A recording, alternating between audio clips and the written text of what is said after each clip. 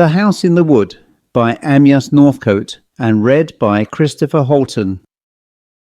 I do not feel called upon to vouch for the truth of the story I am going to tell you, said the drummer, in whose company I was making the journey from Chicago to New York. I will merely say that my friend Larrabee was a man on whose word I implicitly relied, and as he told me the story several times, never contradicted himself, and always declared he was telling the truth, I, for one, believe it. This declaration was made by Charles Smithson, a commercial traveller for the large New York importing house of Rigsby and Dayland, in the smoking room of the Vestibuled Limited Express from Chicago to New York, one fine April morning not 100 years ago. I knew Mr. Smithson slightly, and knew him to be as good a fellow as ever breathed, and when I had entered the train at Chicago the night before, I had been heartily glad to see his jovial self preceding me. We had assembled in the smoking car of the train, a party of half a dozen, the usual kind of gathering one sees on such a trip. After the various staples of conversation had been discussed and dismissed, there had been somewhat of a break in the conversation, interrupted by someone inquiring, "Does anyone here believe in ghosts?"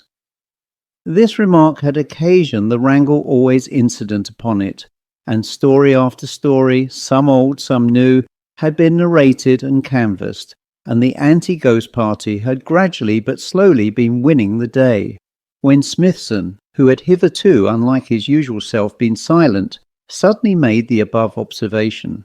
There was a dead silence. Smithson had spoken with such unusual vehemence that everyone saw that, mild though the words of his speech were, yet underlying their mildness was an evident deep-rooted meaning that the subject was a grave one and should not lightly be discussed. We all turned towards him and, in one voice, demanded that he should tell his tale.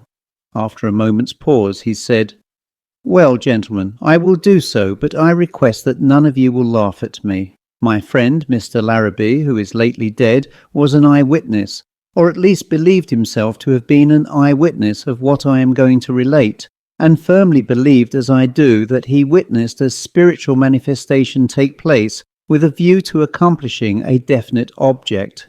Though the adventure did not happen to me," he added, "I will, by your leave, tell it in the first person, as I think I can thus do it better justice." So after another round of drinks had been ordered and disposed of, and all the cigars had been properly lighted, we settled ourselves in our chairs and prepared to listen in the prosaic smoking room of the Limited Express to one of the most astonishing stories we had ever heard solemnly told as true.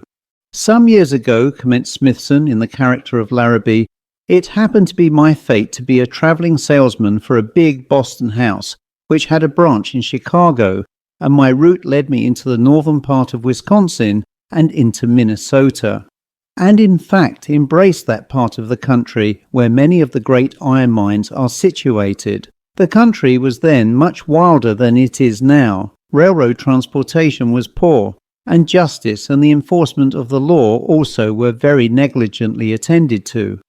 The journeys, too, were over rough and unfrequented roads in many instances, while the hotel accommodations were always bad. However, I was quite young then, and as my sales were good, I did not particularly mind the hardship of the life. I remember that the hardest part of the task allotted to me, and the part I was always most glad to have done with, was my visit to the village of Milnaska, which lay some 30 miles from the end of a little branch railroad connecting with the main line for Chicago. My custom was to put up for the night at the railway terminus, spend the next day in a buggy driving through the hilly, forest-covered country to Milnaska, sleep there, spend the next day, and then early in the following morning return in time to catch the evening train to the south. Milnaska was, though off the line of travel, a place of sufficient importance to make this trip desirable, especially lately, since an iron mine of some consequence had been opened in its immediate vicinity.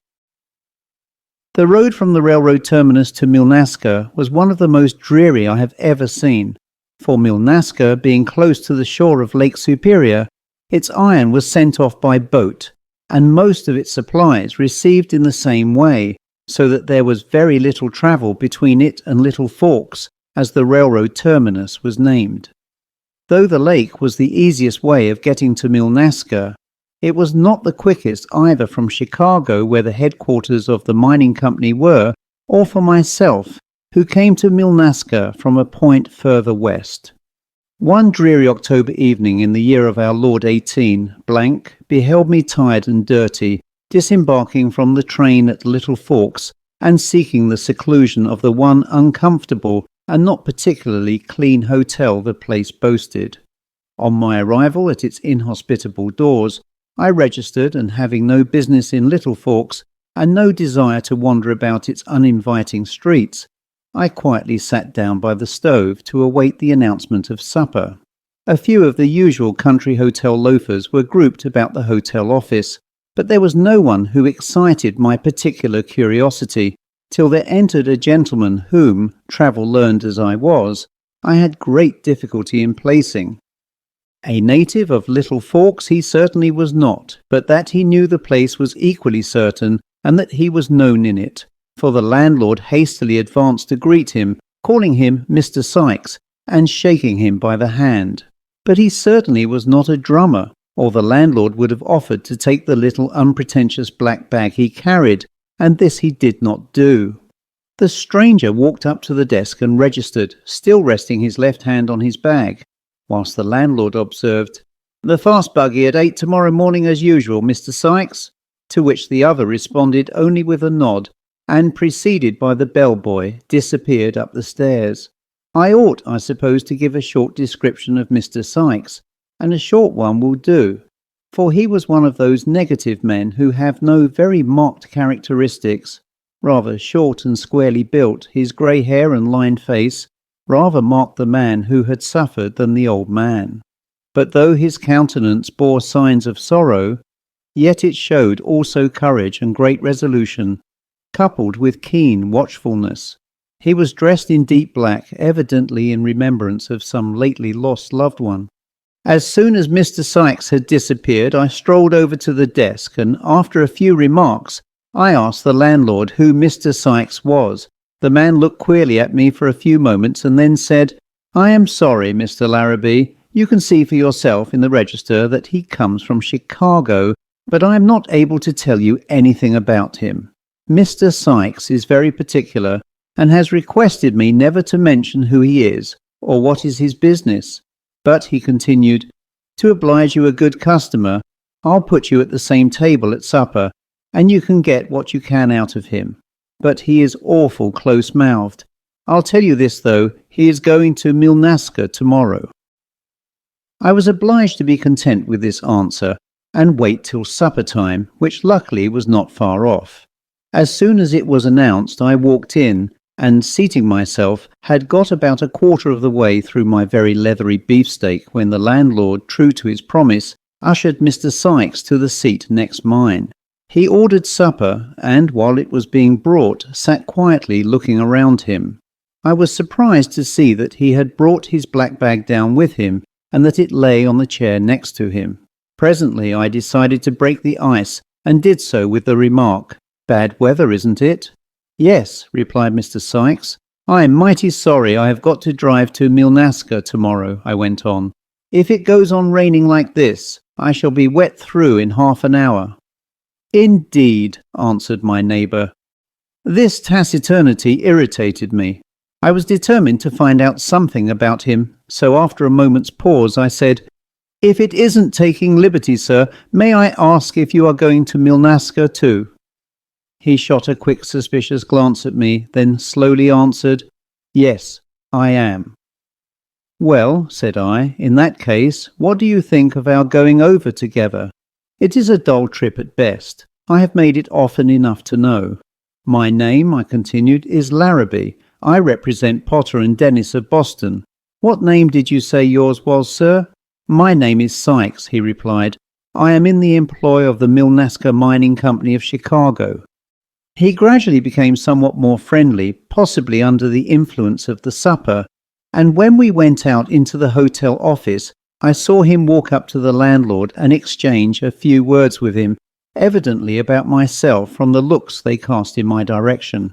Mr. Sykes then joined me near the stove, still clasping his precious bag, and talked for some little time pleasantly and well. By the time for retiring, we had agreed to make the trip to Milnaska and back together, as we discovered that we should neither of us have to spend more than one day there. We went to rest early, agreeing to start at 8 o'clock the following day. The next morning broke raw and damp, and after breakfast, when Mr. Sykes and I went outside to look at the roads, we saw that we should have a bad trip of it and be lucky to get through without mishap.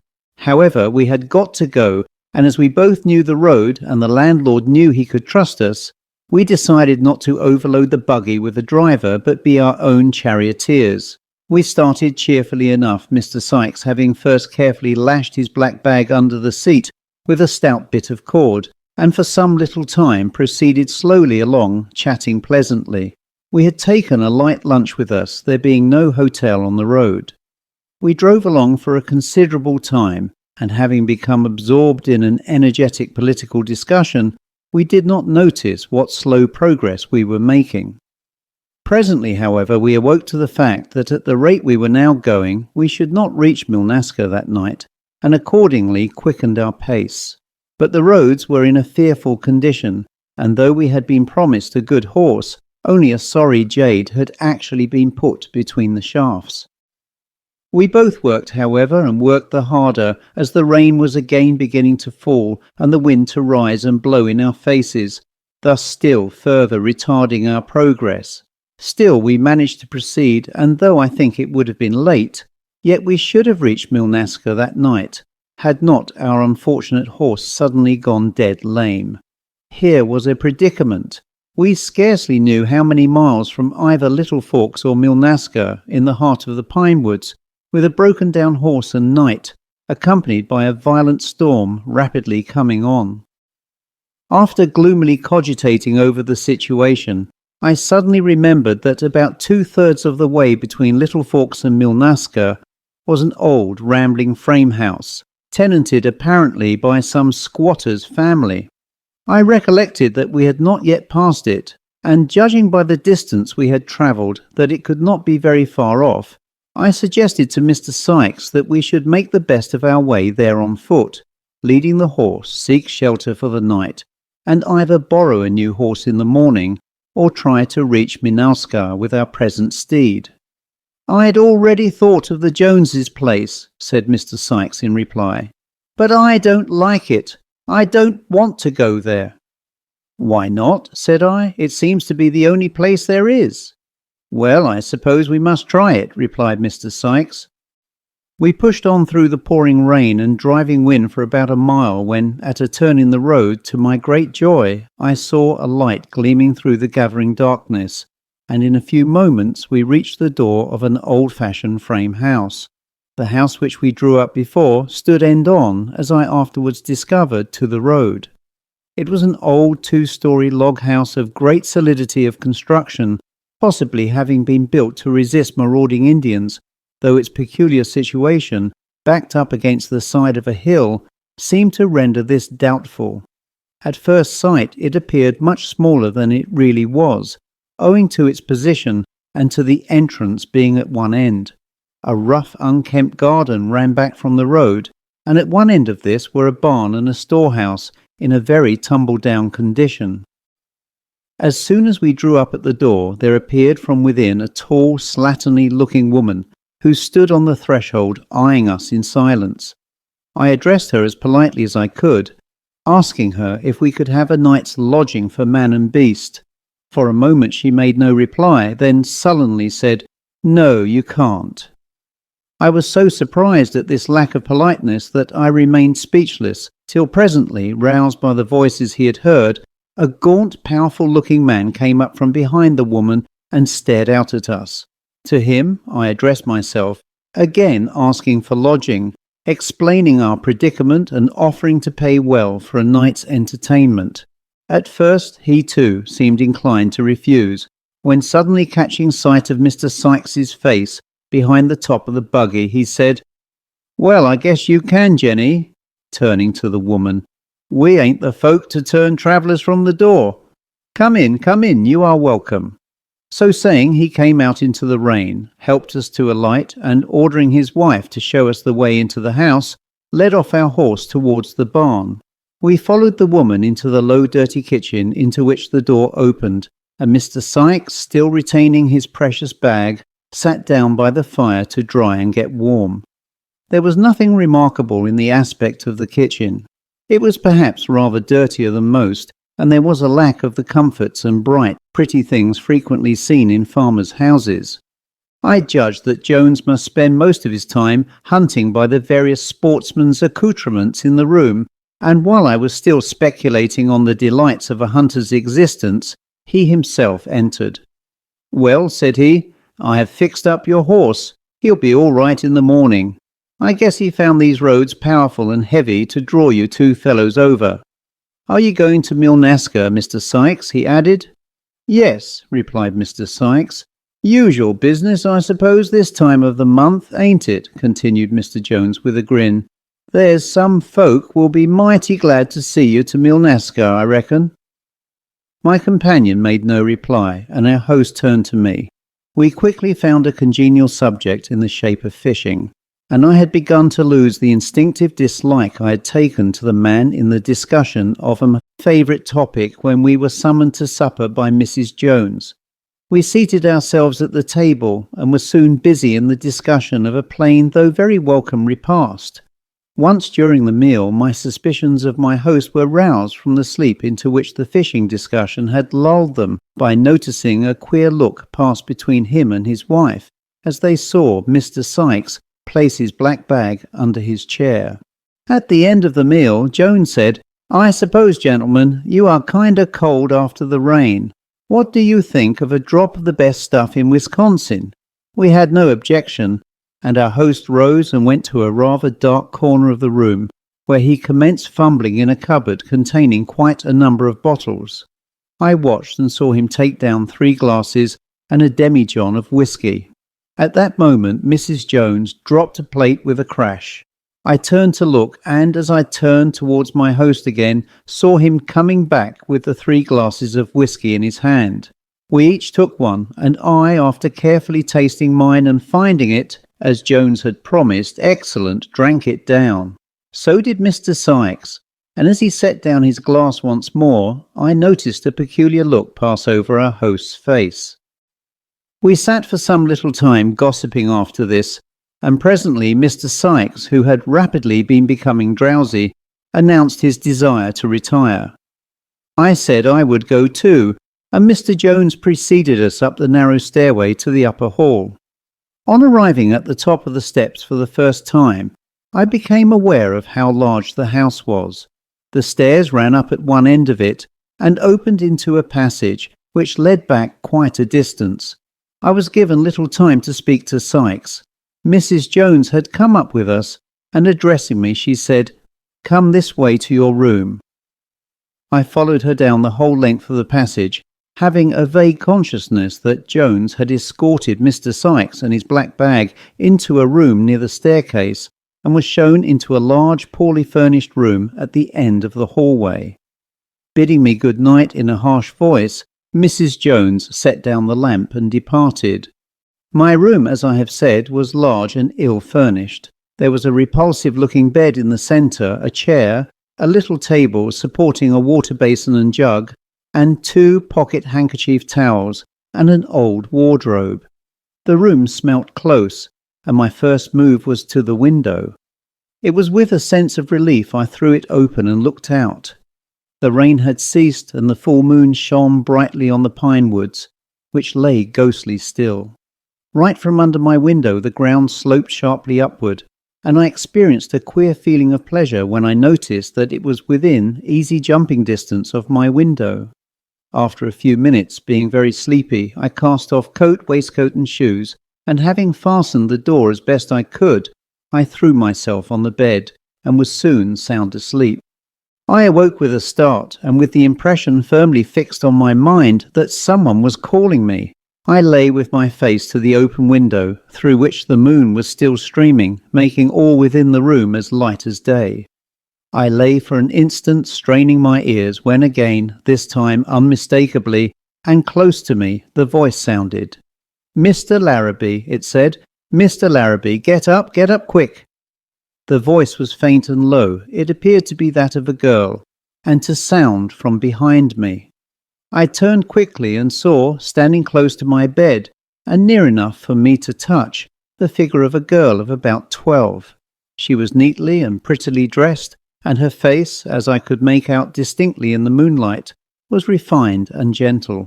Even at the time, I know I thought it strange that the moonlight should be so bright as to enable me to make out her dark blue eyes and golden-coloured hair, but I could distinguish them plainly. I remained lost in wonderment as to who my visitor was and how she had got into me. I knew I had locked the door, and the window was full high for her to get in at. Besides, who was she, and why had I not seen her at supper time? She was surely too dainty a child to be the daughter of the Joneses.